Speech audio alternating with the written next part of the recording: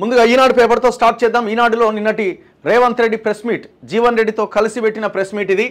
మొత్తానికి జీవన్ రెడ్డి గారు కొంత సల్లబడ్డట్టు కనబడతా ఉన్నది. కాకపోతే ఆయన ఎవరైతే జగిత్యాల ఎమ్మెల్యే సంజయ్ కుమార్ రాకను మాత్రం ఆయన ఇప్పటికీ వ్యతిరేకిస్తున్నట్టే ఉన్నారు. ప్రభుత్వాన్ని పడగొడతామంటుంటే ఊరుకోవాలా? బీజేపీ బీఆర్ఎస్లకు ముఖ్యమంత్రి రేవంత్ రెడ్డి సూటి ప్రశ్న. పీసీసీకి కొత్త అధ్యక్షుడిని నియమించాలని అధిష్టానాన్ని కోరా. జగదీష్ రెడ్డి సవాల్తోనే విద్యుత్ పైన కమిషన్ ఏర్పాటు చేశాం. ఎమ్మెల్సీ జీవన్ రెడ్డి గౌరవానికి భంగం కలిగించబోం. మంత్రివర్గ విస్తరణ పైన ఎప్పుడూ చర్చ జరగలేదని సీఎం స్పష్టీకరణ.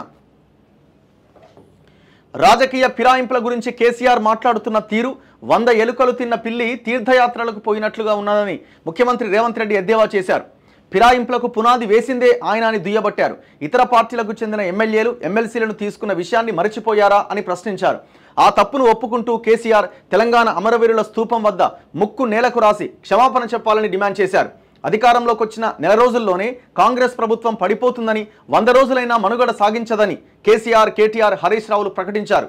దానికి బీజేపీ వంత పాడిందని గుర్తు చేశారు.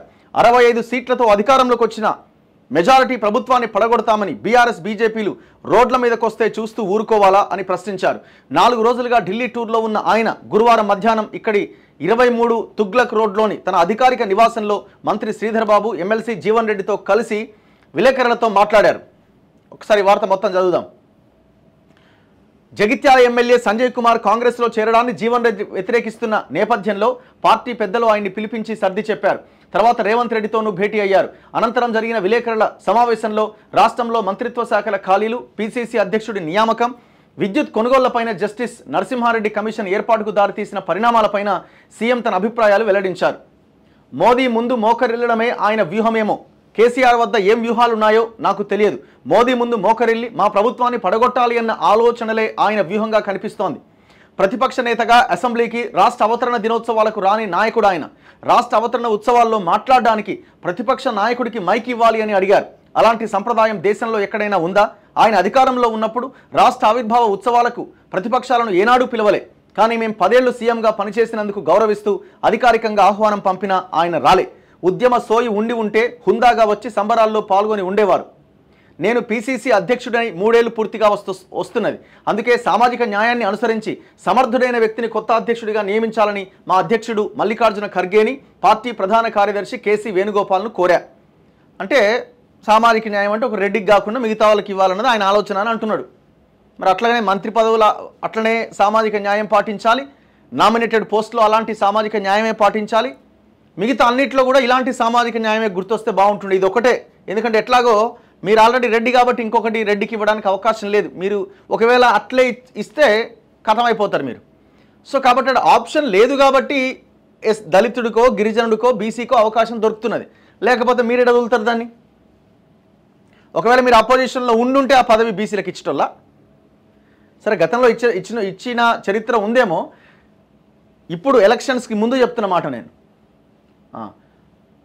సో ఓవరాల్గా ఇవన్నీ అంశాల మీద ఆయన మాట్లాడడం జరిగింది. ఇక్కడ పాయింట్ ఏంటంటే రేవంత్ రెడ్డి నిన్న మాట్లాడిన అంశాల్లో ప్రధానంగా కేసీఆర్ ప్రభుత్వాన్ని పడగొడతా అంటున్నాడు బీజేపీతో కలిసి. సో మేము చూస్తూ ఊరుకోవాలనా అని అంటున్నారు. ఇప్పుడు బేసిక్గా ఒక్కసారి ఆలోచించండి. కాంగ్రెస్కి 64 మంది ఎమ్మెల్యేలు ఉన్నారు. 64 ఎప్పుడు 2023 మొన్నటి ఎలక్షన్స్లో గెలిచిన ఎమ్మెల్యేలు 64 మంది. సో ప్లస్ ఒకటి యాడ్ అయింది. ఎట్లా? కంటోన్మెంట్ బై ఎలక్షన్లో లాస్యనందిత ఆమె చనిపోవడంతో వచ్చిన బై ఎలక్షన్స్లో కాంగ్రెస్ గెలిచింది. శ్రీ గణేష్ అక్కడ ఎమ్మెల్యే అయిండు. ఆ సంఖ్య 65కు చేరుకుంది. మ్యాజిక్ ఫిగర్ ఎంత అండి? 60 మంది ఎమ్మెల్యేలు ఉంటే గవర్నమెంట్ ఏర్పడుతుంది. 60 ప్లస్ 5 ఎక్కున్నారు. ప్లస్ ఇంకొకరు ఉన్నారు సిపిఐ ఎమ్మెల్యే. వాళ్ళు కూడా ఈ అటు ఇటుగా అవ్వడానికి అవకాశం లేదు. మొత్తం ఎంత ఉంది? 66 మంది ఉన్నారు. 66 ఉన్నారు. ప్లస్ ఇప్పుడు ఎంఐఎం వాళ్ళు ఎవడు అధికారంలో ఉంటే వాళ్ళ పంచన చేరుతారు. దాంట్లో ఏం డౌట్ లేదు. ఇప్పుడు కేసీఆర్ దగ్గరికి పోతారా? వాళ్ళు ఏమన్నా మీ ప్రభుత్వాన్ని పడగొట్టాలనుకుంటారా? మీతో ఆల్రెడీ మంచిగానే ఉన్నారు. మీరు కూడా ఆల్రెడీ వాళ్ళని లైన్లోకి తీసుకున్నారు. 7 ఎమ్మెల్యేలు ఉన్నారు. వాళ్ళకి మొత్తం ఎంత అయింది? 66, 7 ఎంత బాసు? 73 అయింది. అంటే 13 మంది ఎమ్మెల్యేలు ఎక్కువగానే ఉన్నారు కదా. 73 అయింది లెక్క. ఒకవేళ ఆ ఎంఐఎం 7 లేకపోయినా 66 అంటే 6 ఎక్కువ ఉన్నట్టే. ఇప్పుడు కేసీఆర్ పడగొడతాడు, ఇప్పుడు ప్రజలు ఎన్నుకున్న గవర్నమెంట్ని పడగొట్టే దమ్ము ధైర్యం సరే మిగతా రాష్ట్రాల్లో జరిగింది ఎందుకు జరగదని మనం అనుకోవచ్చేమో. పడగొడితే వాళ్ళని కూడా జనం పడగొడతారు. జనం అంత ఈజీగా ఊరుకుంటారా? ఈ తెలంగాణ రాష్ట్రంలో 10 ఏళ్ల కేసీఆర్ విధ్వంసం చూసిన తర్వాత ఎన్నుకున్న గవర్నమెంట్ ఇది. మీరు పాలన మీద ఫోకస్ చేస్తూ వెళ్ళిపోతూ ఉంటే ఎవడు పడగొట్టేది? సరే పడగొట్టడానికి అవకాశాలు ఎంతవరకు ఉన్నాయి? కేసీఆర్ సిచ్యువేషన్ ఏంది? ఆయన దేక్తూనే ఉన్నాడు. ఆయన కాళ్ళ మీద కాదు, మోకాళ్ళ మీద కాదు, కింద కూర్చొని కూడా దేకలేకపోతున్నాడు. ఇంత దారుణమైన సిచ్యువేషన్లో కేసీఆర్ ఉన్నాడు. ఇప్పుడు చాలా దారుణమైన పొజిషన్లో ఉన్నాడు. ఆ 39 మంది ఎమ్మెల్యేల్లో ఎవడేడు ఉంటాడో ఎటు పోతాడో తెలియదు. ఆల్రెడీ 5 అటు ఇటు అయిపోయారు. సో ఆ ఎమ్మెల్యేలకే క్లారిటీ లేదు, ఫస్ట్ ఆ కేసీఆర్కే క్లారిటీ లేదు. పోనీ బీజేపీ మోదీ ఏమన్నా అంత బలంగా కనబడతా ఉన్నాడా? మీకు అక్కడ చంద్రబాబు నాయుడు అండ్ నితీష్ సహకారం లేనిది ఆ గవర్నమెంట్ మనుగడ సాగించే అవకాశమే కనిపిస్తలేదు. సో ఎన్డీఏ కూటమి బలం మీదనే, ఎన్డీఏ కూటమి సీట్ల మీదనే అక్కడ బీజేపీ ప్రభుత్వం ఆధారపడి నడుస్తూ ఉన్నది.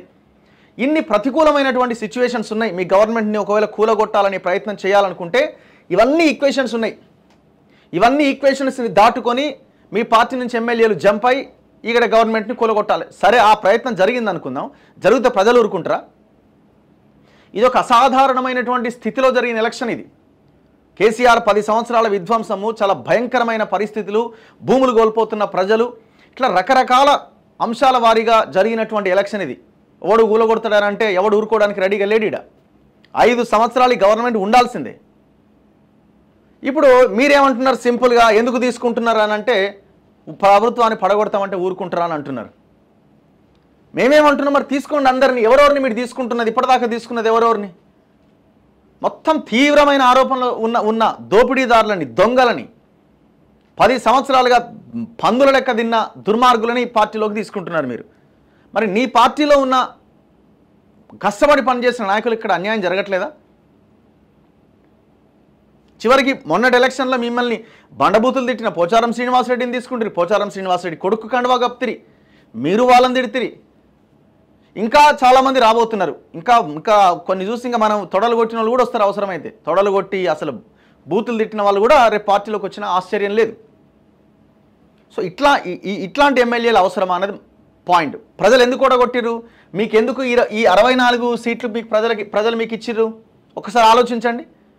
స్థానికంగా ఉన్న ఎమ్మెల్యేల మీద తీవ్రమైన వ్యతిరేకతే కదా. భూములు కబ్జా చేసిరని, ఇసుక దోపిడీ చేసిరని, ఇట్లా రకరకాలుగా మొత్తం ఈ దోపిడీకి పాల్పడ్డారు. ఎమ్మెల్యేలు అహంకారంతో విచ్చలవిడిగా ఒక రౌడీల్లాగా, మాఫియాలాగా ఇదైపోయారు, చెలరేగిపోయారు. మమ్మల్ని హింసించారు, పోలీసులను పెట్టానే కదా ఆడున్న ఎమ్మెల్యేలని ఇది చేసింది.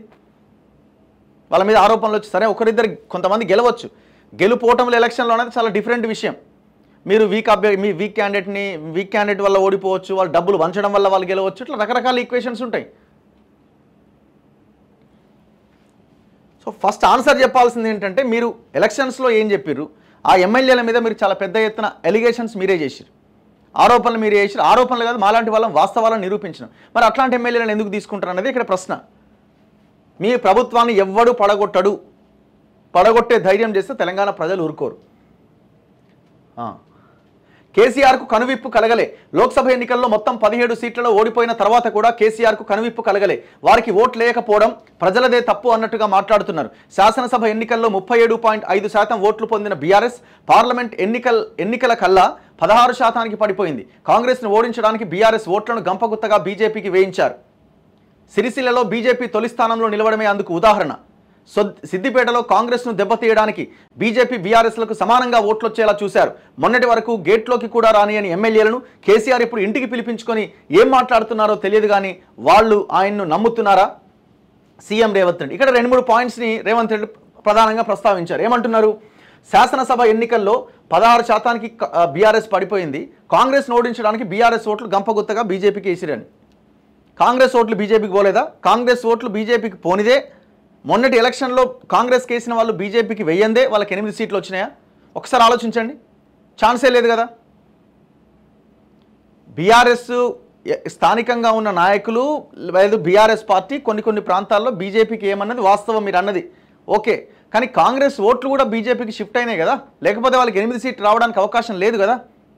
దానికి పర్ఫెక్ట్ ఎగ్జాంపుల్ మీరు సిరిసిల్లను ఎట్లాగైతే ఎగ్జాంపుల్గా చెప్తున్నారో, సిరిసిల్లను ఎందుకు వేసిరు ఓట్లు, అయిపోయింది ఆయన పైన ఆడేం లేదాడ, ఇది వద్దురా నాయన అనుకున్న అప్పుడు భయపడ్డారు ఆ జనం. ఏంటంటే పొరపాటున గెలిస్తే మళ్ళీ ఈయన ముఖ్యమంత్రి అయితేనో ఇంకోటి అయితేనో మళ్ళీ మనకి ఇబ్బంది అవుతుంది అని వాళ్ళు అక్కడ జనం ఓటేసారు. సో సిరిసిల్ల ఎగ్జాంపుల్ ఎట్లాగైతే చెప్తున్నారో మీరు మీ నియోజకవర్గం ఎగ్జాంపుల్ కూడా చెప్పాలి కదా.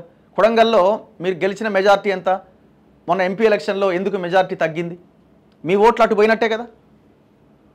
నెంబర్ 1. నెంబర్ 2, సిద్దిపేట విషయానికి వస్తున్నారు. సిద్దిపేట అసెంబ్లీ నియోజకవర్గం మెదక్ పార్లమెంటు నియోజకవర్గంకి విషయానికి వస్తుంది. అక్కడ ఎవరు పోటీ చేసారు, నీలం మధు పోటీ చేసిండు. ఆయన్ని ఓడించడానికి మీ కాంగ్రెస్ నాయకులు ప్రయత్నం చేశారు. డౌట్ ఏముంది అందులో, అక్కడ ఏమైనా డౌట్ ఉన్నదా? లోకల్ కాంగ్రెస్ నాయకులే ఇదే సిద్దిపేటలో కాంగ్రెస్ అభ్యర్థిని ఓడించడానికి విశ్వ ప్రయత్నం చేశారు, సక్సెస్ అయ్యారు. లేకపోతే అక్కడ కాంగ్రెస్ గెలవడానికి అద్భుతమైన అవకాశం ఉంటుండే. లాస్ట్ 1 వీక్ వరకు ఆ క్యాండిడేట్కి సహకారమే లేదా లోకల్గా. ఇవన్నీ మీకు తెలియదా? ముందు నుంచి ఎందుకు పగడ్బందీ ప్రణాళిక చేయలేదంటే అక్కడ ఓడగొట్టడానికే ఆయనకు టికెట్ ఇచ్చారు. డౌట్ ఏముంది అందులో? ఇట్లాంటి అంశాలన్నీ ఎవరికి తెలియదు అనుకుంటారో, లేకపోతే చెప్పేవాళ్ళు ఎవరు ఉండరు అనుకుంటారో అర్థం కాదు. నెక్స్ట్, ఇది నిన్న రేవంత్ రెడ్డి మాట్లాడింది. దాంతో